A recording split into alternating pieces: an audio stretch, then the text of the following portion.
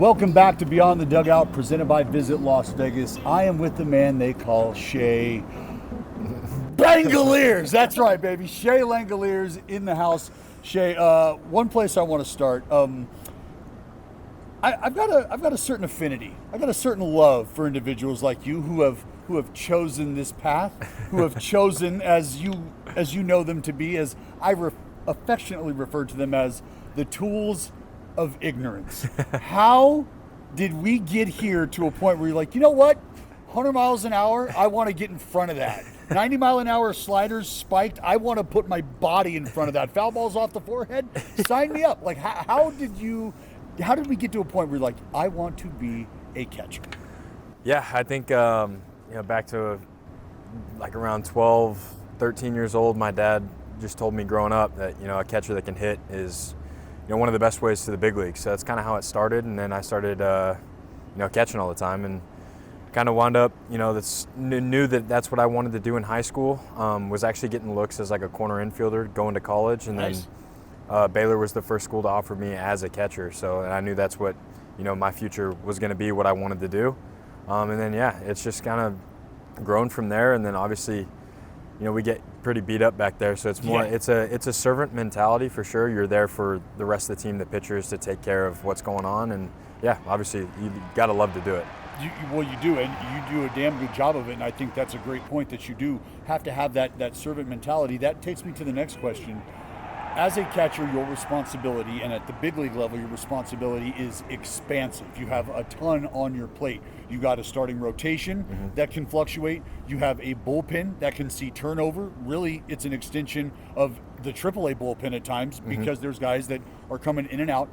And so you have to keep stock of a lot of different arms, a lot of different personalities, as well as the responsibility that you have to be the productive offensive force that you are. How do you prioritize those responsibilities? How do you break that up? Is there such thing as a balance? Yeah, there's definitely a balance. I would say pretty much every catcher would tell you that defense comes first. I mean, there's just... Love to hear that. It's the most important thing that we do, right? You're in control of the starting rotation, the bullpen, the game planning, getting the starting pitcher into the flow of the game, just confident out there, trusting their stuff, going straight after guys. That's the most important thing to get going. And then obviously you want to be the best offensive player that you can be, but it's always just a plus after the defense. Last night's a perfect example. It's a close game, 2-0 going into the 8th inning. Our pitchers were in the flow. They were doing a great job, and that's gave us the opportunity to keep the lead and win the game. So it's just, there's definitely a balance, but it's definitely defense first. In terms of game preparation, take me through what it is to be a big league catcher, because I know how much studying goes into the craft, and I know how much studying you do, how prepared you are. I have bore witness to the lessons that you have learned when you first arrived, and I know how seriously you take this job. So let's say you and I are going to be working together tonight. What is the beginning of your day in terms of preparation is concerned? What does that look like? Take us through the start to finish. Just like, so you would start with the starting pitcher, their strengths and weaknesses. Where do their pitches play best in the zone? What do they like to do? What do they trust? What do they have the most confidence in? Then you kind of do an overlook of their lineup, what the hitters do well, how your pitcher matches up against that guy, then you come up with plan A. So you start with plan A going into the game, and then obviously it can sometimes it gets chaotic after that. You got plan B, C, D, you can go all the way to Z. If the pitcher doesn't have a certain thing that day, you adjust, you go from there.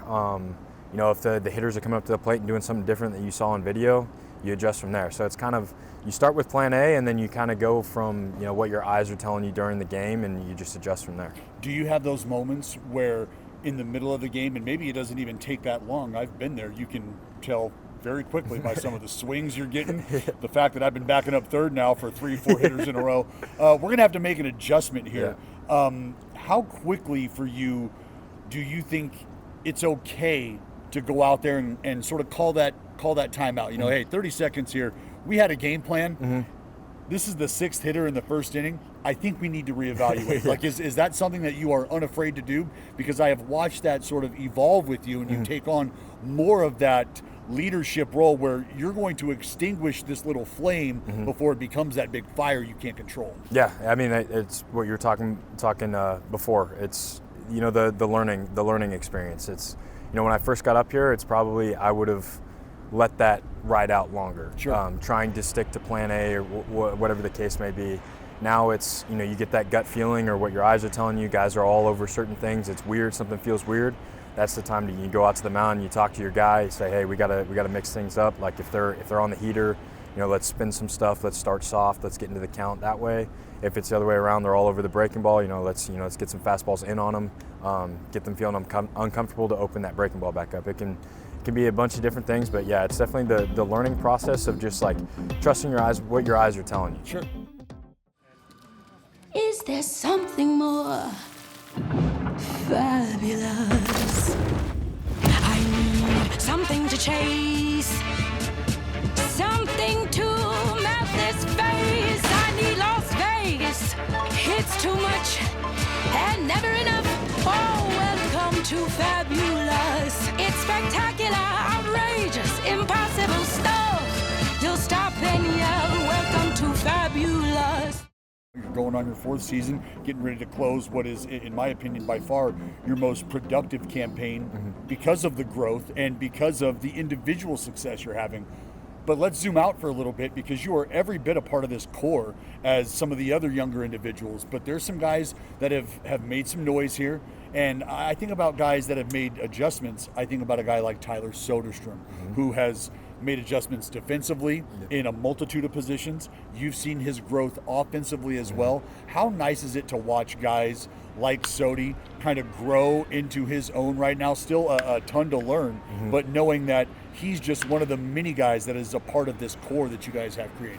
Yeah, I mean, it's been awesome to watch. I think everybody in the clubhouse would have told you the second that Sody got up here, the sky was the limit for him. He's a super talented kid. Has all the tools, right? The next thing for him was, you know, figuring out how to be consistent, how to be the same guy every day. You don't get too high, you don't get too low. I mean, you play 162 games. It's so many games. You're gonna have your 4 for 4 nights. You're gonna have your 0 for 4 nights. It's how, when I go 0 for 4, how do I show up the next day like I went 4 for 4 mentally? Like you still feel like you're the guy. Like when you get in the box, you're confident in your preparation before the game. You're confident in who you are. You're confident in what you do, right? And that was the next step for him this year, and he's done an awesome job of that. He's not getting too high, he's not getting too low. He's being the same guy every day. Obviously, freak athlete, moving from first base to left field and playing really good left field. Great too. defense. So like he's taken a massive step forward. It's been awesome to watch. In terms of steps forward, just to kind of hit on some of the adjustments that you have made, the evolution that I have watched you go through, you are without a doubt a middle of the order type presence. But there was a moment this year where you may have walked into the clubhouse and thought to yourself, what planet is Kotsay on? Am I seeing this correctly? And there was probably a conversation leading up to this. Maybe there wasn't, but Shea Langeliers, you're batting leadoff, and you responded in the way that I think only a dude like you can respond. What leadoff? Sure. You know what happens? 3, not 1, not 2, 3 pumps, 3 homers out of the leadoff spot. It's the first time anybody's done it since 1900, having their first game in the leadoff spot result in 3 homers. What was the thought to yourself when you walk in and you're like, bro, I'm hitting leadoff? Like, what does he want me to do? Am I just trying to shoot the hole, or is it cool if I get big one time? Like, what do you got? Yeah. So when they sent the lineup out, I got a text from Rook, and we thought it was a typo. Like, oh, they're just sending out the position. So like catcher went first, sure. And then Big Amish was second, so it was like catcher, first base, second. We thought they just sent out the position, and then we got to the field in DC, and it was like, nope, I'm leading off, and then make eye contact with Kotz, and he's just laughing, having a good time. And, all the way back to Little League, I can't remember a time that I ever let off. So that was obviously a great first experience, but it threw me off guard for sure. Was there a line in front of Kotsay's office like later that night for guys vying to hit leadoff? Like, hey, I'm more than willing to get it started too, Kotsay. Yeah, I mean, have a night like a career night for myself that night. It was just like, yeah, don't know if something like that will happen for me again, but it was just one of those awesome nights. Well, dude, I am here for every bit of it. I have to ask this simply because of what I have watched unfold when we are in the great state of Texas. What is it, Shea? What is it? Because you barrel everything. You can't get out. I mean, even if they happen to jump in front of it, it's 112 off the bat. Is it something about just going home, being in front of friends and family, and familiar place where you just get back to raking like you did when you were a kid? Yeah, I mean, Texas forever, right? I love going home. I love seeing my family. I get to sleep in my own bed, get to stay in my own house. Just the comfortability, the familiarity of being at home. I grew up going to Rangers games. I love that ballpark. I'm very comfortable there. Very excited to go home, and getting to play in front of friends and family is always special. Is there something more fabulous? I need something to chase, something to melt this face. I need Las Vegas. It's too much and never enough. Oh, welcome to fabulous. It's spectacular, outrageous, impossible stuff. You'll stop and yell, welcome to fabulous. Let's go Beyond the Dugout, presented by Visit Las Vegas. If we can drop you into the middle of the desert and you're in Vegas, you've got 24 hours to let it ride. Maybe it's just you and the wife. What are we doing to kill our time? How are we spending our evening? Is it the shows? Is it dinner? Is it a sporting event? Because we understand what's coming. Yeah. But how would you spend your time in Vegas, night out, you and the wifey? Yeah, I think me and my wife, we like to walk around. So obviously, walk up and down the strip, maybe see a show, a sporting event, something like that. Get a nice dinner, just have a good time. Just kind of maybe drop by a blackjack table, but with. She's not big into the gambling stuff, but that's all right. Yeah. She can watch. Yeah, she can watch just for a couple minutes. No doubt. And then go get a nice dinner or something. Yeah, like she'll that. be loving the 21s when they hit. I can guarantee that. I know you guys are. I don't want to throw the foodie label on you, but it feels like I can't go anywhere in whatever city we're in without running into you and your wife coming from like what is always one of the best breakfast spots in town. Is that something that I think you maybe look forward to doing, is exploring what Las Vegas has to offer, what the community has to offer? Absolutely. I think earlier in my career when we would go on the road, I was more of like obviously I was younger, but I'd sleep in and I wouldn't get out of the room much. And then as I've gotten older and more years doing this, it's like okay, I'm getting curious about the cities that we're going in, getting up, walking around, just getting outside, having a good time, seeing what the city's like.